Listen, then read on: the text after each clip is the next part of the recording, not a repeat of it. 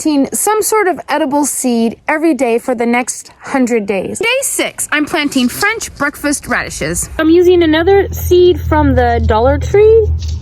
I'm planting in the little planter box that I made my granddaughter. These will mature way before this broccoli grows, so I think this is a good spot. It's one of the few raised areas we have. This bed took about a half hour to make and only cost a few dollars. I will link a video on how I did it in the description box below. Okay, I think I'm gonna plant most of these. I'm just gonna plant them here and there in this bed. I absolutely love roasted radishes. I do not care for fresh ones. I'm just shoving these down about 1/4 of an inch. So they'll be ready in about a month. I'm just gonna make a little trench, pop some in it, cover it up. Okay, the whole pack got planted in this half of the bed. I have a video about planting radishes from seed to harvest. I will link that. So if you're interested, you can go check it out. Radishes are a favorite of mine because you get the tops and the bottoms. We make such a delicious soup with the tops. It's called green soup.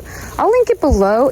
It doesn't sound good, but it is amazing. And then you get the roots to roast or eat fresh, however you like them. If you have a guess of what I might plant tomorrow, go ahead and put it in the comments below and we'll see if you're right.